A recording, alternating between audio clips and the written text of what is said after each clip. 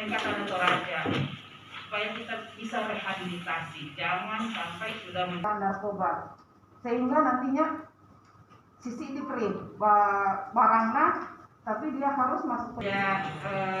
Perlihatkan karena kita kemarin bawa ke lapor itu ada 4 media, lalu mau diberitakan seperti itu. Nah, tapi saya mungkin pertama untuk kedua TSK ini masuk jaringan apa? Jaringannya menurut saya ini karena ganja pasti jaringannya ke Aceh.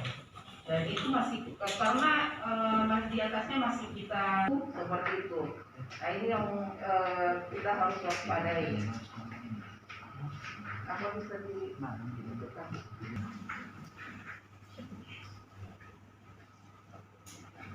Kalau mereka berdua ini Bu,